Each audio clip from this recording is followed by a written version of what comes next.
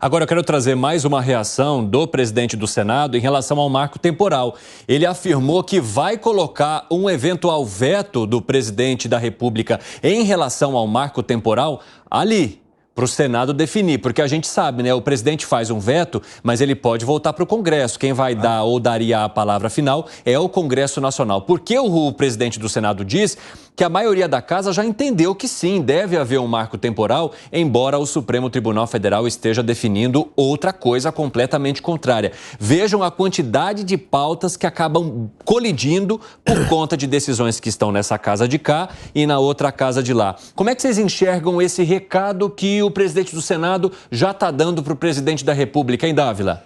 Olha, duas coisas. Isso faz parte do que eu chamo do balé da política. O Lula não está pensando no povo, ele está pensando, na verdade, no corporativismo. Era lá vetar o marco, porque senão a esquerda vai cair de pau em cima dele. Então o que ele faz? Ele veta. Aí o Congresso já está dizendo, ó, você vai vetar, mas nós vamos derrubar o veto no Congresso. Por quê? Porque a gente representa o povo. E o povo quer, sim, colocar um marco, um ponto final nesse marco temporal que foi realmente danificado no Supremo Tribunal Federal para assegurar o direito à propriedade privada. Você imagina, agora os agricultores vão começar plantio da próxima safra, tal, não sabe se a fazenda vai ser invadida ou não, o que vai acontecer. Não, não pode. Precisa dar segurança jurídica, respeitar a propriedade privada. E essa é uma questão que toca o coração do Congresso Nacional. Então, o Congresso está dando um recado, ó, você pode fazer a sua parte, que é falar para a tua militância, vetar, mas nós vamos derrubar o veto aqui, porque esse é o interesse nacional. Fala, Gani. Olha, essa é uma questão crucial e aí o Senado ele age corretamente, aliás o Congresso Nacional como um todo, porque ele está assegurando o direito de propriedade que já foi assegurado na Constituição Federal de 1988, como o Dávila bem colocou. A partir de agora, se não passa esse marco temporal e se vale a decisão do Supremo Tribunal Federal, qualquer terra no Brasil, ela passa a ser alvo de disputa com os índios. Lembrando que os povos indígenas, eles já têm 14% do território. Não é pouca coisa, eles representam 0,5%. Então, tem que ter políticas públicas para melhorar a vida dos índios. Não é dando mais terra e não é principalmente causando insegurança jurídica no país que você vai melhorar a vida desses povos. Eu queria só dar um adendo aqui no negócio que o Alan Gani falou que é importante. 14% do território nacional é reserva indígena. Sabe quanto é que é toda a lavoura brasileira, todo o agro brasileiro, exceto pecuária? 7%. Gente, olha só o que eu estou falando. 7% da produção de grãos no Brasil ocupa o território nacional. E 14% as tal das reservas indígenas. Piperno, eu vi que você estava discordando aqui dos dois. Por quê? Bom, primeiro, ainda bem que tem os 14%. Imagina só mata devastada desses 14% que seria, né, da questão climática também. Justamente porque boa parte dessas reservas tem as áreas de proteção ambiental mantidas. Da propriedade privada também. Que elas estão lá, né, garantidas pela lei.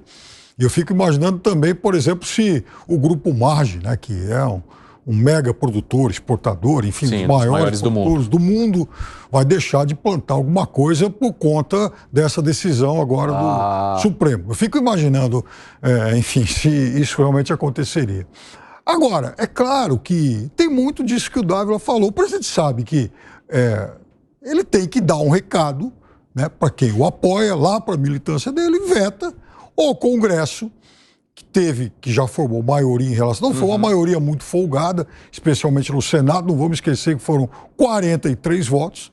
Ele tem a chance de derrubar o veto e o senador Rodrigo Pacheco de ficar bem também com o seu público. Imagina se ele chega lá para os senadores e fala, eu não vou colocar esse veto aqui do presidente em votação. É claro que ele não pode fazer isso. Politicamente seria um tiro no pé. Então ele vai colocar também o projeto em votação e vamos ver o que acontece. O que foi, Segré? Você sabe que eu considero que os presidentes do Brasil que representaram o PT não têm facilidade para fazer contas. Nem a Dilma Rousseff, nem o presidente Lula. Mas seria um veto tão bobo de fazer, porque quando a gente avalia, e vou complementar a informação que deu o Piperno, foram 43 senadores. e foram 283 deputados. Você derruba um veto com 257 deputados e com 41 senadores. Qual seria o efeito prático de que o presidente coloque o veto, sendo tão fácil de derrubar, apenas mantendo a quantidade de votos que teve na formulação da lei? E aí pode vir a acontecer outra coisa que seria um papelão, para uma vergonha para o Executivo, que esse número aumente, porque é uma questão de incomodar o Congresso, que já se sentiu incomodado pelo STF. E aí estaria claramente demonstrado que o presidente Lula está localizando a sua atenção e a sua preferência com o STF nesse ponto, que é legislativo e que deveria ser um Congresso. Então, se vetado for, o Congresso pode dizer, foi 283. Se for mais que 283 deputados, o recado é muito forte. Se fossem mais que 43 senadores, o recado é muito forte. Então, me parece que é um risco político muito elevado e que o presidente Lula não sei se ele vai querer tomar. O Senado está na conta do chá. Vai que por algum motivo, né, que a gente... Emenda, cargo, pois é, uma coisa assim. 3 resolvam mudar de ideia. Resolvam. A margem não é tão folgada ninguém assim. resolve. É o preço que vai ter que pagar o governo. Eu acho que o presidente Lula, o governo Lula, ele está muito confortável em relação a essa situação, porque ele sabe que no final das contas ele conta ali com alguns ministros ideologicamente alinhados e com uma decisão do Supremo Tribunal Federal que vai acabar dando a palavra final, infelizmente. Você concorda com isso, Piperno? Não, o Supremo não tem mais o que fazer nessa questão, ele já fez. Agora, você imagina, por exemplo, alguém chegar para o ministro Favaro e falar, olha, o senhor vai trabalhar para reverter esses 3 votos? É claro que ele não vai fazer isso e ele faz parte do governo. Então, ele é um pedaço do governo favorável aí eu te pergunto, ao texto anterior. O que vai prevalecer? A decisão do Supremo ou a decisão do Congresso? Mesmo que a do Congresso venha posteriormente à do Supremo. E aí, na prática? Olha a insegurança jurídica. Na prática, hoje, cara Supremo. Então. A do Supremo, porque aí o Congresso pode revogar. Aí confirma a minha tese de que o presidente, o governo, eles estão muito confortáveis com essa situação. Por quê? Porque no final das contas prevalece o Supremo. Infelizmente. Piperno, quer acrescentar algo? Não, e aí a possibilidade seria isso ser revisto via PEC. Mas, desculpa, você sabe por que essa questão pode ser incômoda para todo mundo? Porque mesmo que valha a decisão do Supremo, o Congresso está legislando para mostrar que ele está representando a população. Sim. E esse é o ponto. Ok, pode ser que o Supremo tenha hoje a voz mais forte e mais alta, mas eu fiz a minha parte. E aí vai fazer o quê? Caro coroa, para ver de que forma. E geraria um problema, me parece, institucional, muito mais grave, ter que, de alguma maneira, sinalizar o limite para o Supremo através de uma PEC. É um custo muito alto político para a República. Dávila? Eu acho que não vai ter uma PEC em relação ao marco temporal. Acho que vai voltar essa lei, vai criar um desconforto no Supremo, porque o Congresso Nacional vai aprovar uma lei que garante um marco zero no marco temporal na Constituição de 1988. E aí o que eu acho que vai acontecer é que o Supremo vai começar a fazer aquele contorcionismo para explicar que, veja bem, é o Barroso colocando, não é bem assim, é só as terras que estavam em disputa. É possível conciliar os interesses. Óbvio, é isso que vai acontecer, porque nenhum dos dois poderes tem interesse nesse momento de entrar num conflito, numa disputa constitucional. Por quê? Porque hoje quem está com o lado fraco da corda é o Supremo. O Supremo que vem sendo atacado por todo mundo justamente por estar avançando na pauta. Então eu acho que não é este o motivo que vai criar uma crise constitucional no Brasil. Vão acomodar e vão respeitar o marco temporal que está na Constituição. Apenas vai mostrar, né, Evandro, quanta volta a gente deu para no fim do dia cumprir a lei aprovada pelo Congresso Nacional. Sim, eu conversei com alguns juristas e eles me dizem que dificilmente alguém que pegar uma decisão, por exemplo, ou uma ação que for movida por esse público que questione a insegurança jurídica, vá deixar o entendimento do Supremo Tribunal Federal de lado, mesmo havendo uma decisão completamente diferente ali no Congresso. Agora, vocês entendem que todos esses movimentos e recados que estão sendo dados ao Supremo Tribunal Federal podem, de alguma forma, desaguar nessa questão do marco temporal, que eu acho que é a que gera a maior tensão entre os dois poderes, hein, Gustavo Segré? O grande problema é que os assuntos que estão na pauta podem chegar a uma situação em que o Congresso, somente para contrapor a determinação do Supremo, vota em coisas que não são boas. Porque a colocação do Congresso deveria ser representar, como tantas vezes falamos aqui, deputados representam o povo, senadores representam os estados. Quando o Congresso, incomodado pelo Supremo, começa a legislar muito rapidamente, perde o direito do debate desse assunto. E aí vai ser... Não interessa o que estou aprovando, desde que seja contra o que o Supremo colocou. Por quê? Porque o Supremo não tinha que colocar o nariz aqui. E isso é um risco muito grande, porque estamos falando de leis. E aí como que vai ficar o futuro da gente? Um disse uma coisa, outro disse outra coisa. E nós, coitados, no meio. Fala, Gani. Não, eu fico perguntando qual que é a função agora do Congresso Nacional, porque não adianta nada ele aprovar, então ele aprova alguma coisa relacionada ao marco temporal, droga, aborto, o que quer que seja. Se no final das contas, quem vai dar a palavra final, e aí sim, legislando, vai ser o Supremo Tribunal Federal. O Congresso Nacional é um poder eleito. Ele não pode servir apenas como um despachante burocrático, onde quem decide são os 11 do Supremo. Fala, Piperno. Olha, o Supremo, de fato, o Congresso é um poder eleito, mas não vamos esquecer que o Supremo ele é indicado por quem teve mais votos. E não só pelo Mas não dá o direito dele legislar. Pelo Supremo. Mas não dá o direito dele legislar, Piperno. Esse é que é o ponto. Ele, quando provocado, ele cumpre a lei. Ele cumpre o que determina a Constituição. Ele vai lá e decide. Quando provocado, tem questões, é claro, que devem ir para o Supremo, questões tributárias, se o imposto é constitucional ou não é constitucional. Mas a gente está falando, por exemplo, de algumas matérias claramente que não são constitucionais. Ou que não está na lei. De repente, o Supremo vai lá, inventa e legisla. Então, quer exercer a atividade legislativa? Está tudo na lei, até uma questão tributária, por exemplo, está na lei. Aí o Congresso vai decidir. Quer ver uma aberração? Quer ver uma aberração, Piperno? Isso é uma aberração no mundo todo. Eu vou trazer uma aberração para você. Não é nem constitucional, é uma aberração à lógica. O ministro Lewandowski, no passado, disse o seguinte, não, existe a figura da desordem informacional. O fato é verdadeiro, mas leva a uma conclusão falsa. Ô, Evandro, você tem barba, é um fato. Mas eu acho que não tem. Eu estou tendo uma conclusão falsa aqui. No final das contas, você não tem pelos no rosto. Olha que loucura. Isso virou um hospício. Isso afronta a lógica. Não é que afronta a Constituição. Isso afronta o bom senso e a lógica, Piperno. Gostaria de outra questão. Se a Constituição foi estabelecida em 1988, teve algumas PECs, são projetos de emenda constitucional, que alguém me explique por que os mesmos ministros, especificamente um em particular, achou uma determinação no ano e 3 anos depois achou outra determinação. Se a Constituição não mudou. Então, essa situação é a que gera mais insegurança ainda, porque se deveria... Chegou no Supremo Tribunal Federal. O que o ministro faz? Pega a Constituição e começa a analisar. O que diz a Constituição, a interpretação jurídica, jurisprudências e tal. Não mudou isso. E votou A, e sem mudar, agora vota B. Não tem lógica. Não, é pior, né? O segredo. Olha, nossa audiência aqui. O que interessa à nossa audiência é o que é que esse governo fez em 9 meses para melhorar o ambiente de negócio, abrir a economia.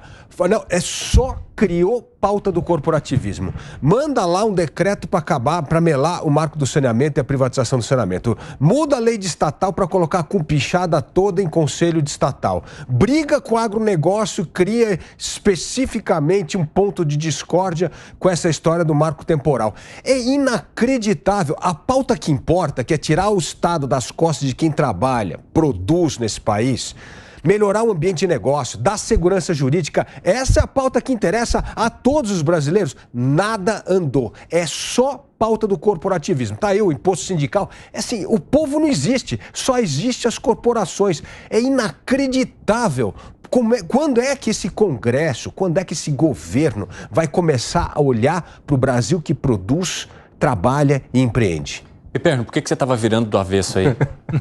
Porque vale como discurso da direita. Ok, a direita faz isso sempre. Não, mas me dá exemplos, Piperno. Me dá exemplos do que foi feito de janeiro até agora, dia 3 de outubro, a favor de melhorar segurança jurídica, ambiente de negócio e abertura econômica. Eu vou te dar, por exemplo, o quê? Desenrola. Eu vou te dar o projeto das MEIs, para mexer na tributação. Eu vou te dar... O quê, Piperno? O quê?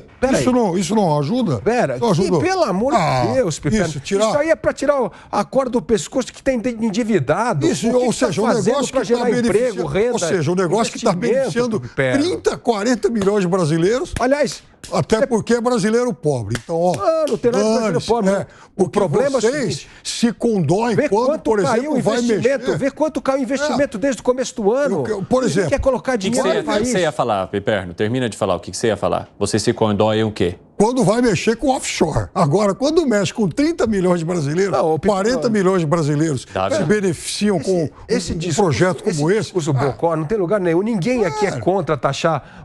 Eu já falei 1000 vezes, ninguém da direita sensata é contra taxar renda. Aliás, é um princípio da direita. Tem que aumentar a taxação de renda e diminuir sobre o consumo. Ninguém é contra isso. O problema é que esse governo não se engaja numa reforma tributária para valer. O problema é que esse governo... colocando a Não. O que eu tô só podemos mexer com esse público se o governo fizer tal coisa. Olha só, não é assim. Essa simetria não existe. Não, essa simetria existe sim. Essa simetria é assim. Não. Você vai aumentar... Porque vocês ficaram silenciosos quando o cara que pagava um salário mínimo por mês pagava imposto de renda. Piperno, você gosta do governo que só aumenta a taxa de imposto? É isso que você gosta? Qual foi o imposto que aumentou? Quem aumenta o imposto é o governo de Minas Gerais. O governo do Partido Novo aumentou o ICMS de 25% para 27%. O que a gente está falando aqui é que para aumentar... O governo do Novo aumentou mais do que o governo federal. Não foge do assunto, não. Não foge do assunto. Não foge do assunto. Eu estou te dando um exemplo. Eu estou dizendo aqui, taxação... Eu estou falando de... Não, estou dando a taxação. Taxação de fundos, taxação de renda precisa acontecer quando reduzir o imposto de pessoa jurídica. É assim que é a regra. É assim que é a regra. A regra não é assim. Não, mantém o imposto corporativo, um dos mais altos do mundo, e agora vamos taxar mais. Não é assim. Não é assim. É isso. Vamos, então, continuar exatamente deixando esse público se... Não, vamos deixar, não. Vamos fazer um plano. Como é que reduz o imposto sobre pessoa... Não, mas não é como é que reduz. Para esse público tem que ter imposto, tem que ter taxação. Mas, Piperno, para de fazer a discussão errada. Ninguém está discutindo que precisa taxar a renda. A gente concorda. O que a gente está falando é que tem que diminuir o outro imposto. Esse governo não apresenta nenhum projeto... As coisas não são simétricas assim. Lógico que não. É assimétrica. Ele vai aumentar o imposto e não vai diminuir Mas aquele público pode. Aquele público, ele não está pagando imposto há muito tempo. Como é que você pode ser favorável com o país que tem o pior sistema tributário do mundo, o manicômio tributário, que a gente está falando que 75% do PIB é briga judicial em comparação com 0,28% da OCDE. Como é que você pode achar que é possível o Brasil ganhar produtividade e competitividade com esse manicômio tributário? É óbvio que não é. Vocês podem achar que não exista um caso clássico de extorsão social nesse país quando esse público estava isento, não paga nada e, por exemplo, esse país cobra imposto de renda, cobrava até agora imposto de renda de quem ganhava um salário mínimo e meio por mês. Não é que não paga nada. Pagou durante um monte de tempo em todos os canais da produção, o que está errado. Concordamos todo mundo, pode taxar a renda e pode taxar o que quiser a renda, mas tem que tirar o pé daquele. E vou te dar o exemplo, Piperno. A quantidade de empregos gerados foi 220 mil. Sim, mas foi menor desemprego do Brasil. Mas peraí. Peraí. Foi 30% menos do que o mesmo período do ano passado. Até porque o ano passado tinha muito mais desempregado do que agora. Mas esse desemprego aí, você ajoelhe e reze para ministro Paulo Guedes, porque a trajetória descendente vem desde lá 2021. Piperno, ele levou de 14 para 8. De 8 para 7,8 não é nada. Não, ele não levou de 14 para 8. Opa! Começa assim. Opa! Compara setembro do ano passado com setembro desse ano, se foi quase igual assim. Pega o final de mandato, ele entrega com 8. Escuta, final de mandato você tem um emprego temporário. E outra, eu quero comparação honesta. Você é economista, agosto com agosto. Então vamos fazer 30% menos. Agora foi 30% menos. Então, é uma trajetória descendente, até porque o desemprego ele demora para reagir, mas não é que reagiu, o mercado de trabalho está reagindo a políticas deste governo, e sim uma melhora de um ambiente econômico que vem desde o governo Temer. Mas tem uma questão também que fala sobre o desenrola. Nós estamos falando do desenrola. Eu não vou questionar sobre se a medida é boa ou é ruim, mas sabe o que vai acontecer, Piperno? Não vai resolver o problema. Eu te aposto o que você quiser, que pode zerar a dívida de todo o Brasil. A partir daqui a 3 meses já tem gente endividada de novo, porque não está sendo atacada a base. Primeiro, uma educação financeira que não tem, uma questão empreendedora em que as pessoas investem muitas vezes o FGTS para colocar um trabalho, um empreendimento que não tem a mínima ideia de como tocar e não tem competência para isso, e a pessoa pensa que se eu estou endividado, depois vai vir um governo de novo, do PT, provavelmente, e vai perdoar todas as minhas dívidas. Isso não ajuda para que as pessoas tenham um futuro melhor. O vice Alckmin estava aqui na Fiesp, exatamente lançando um projeto voltado a micros, pequenas empresas, com o Sebrae, com gente que pode dar esse tipo de informação que você está agora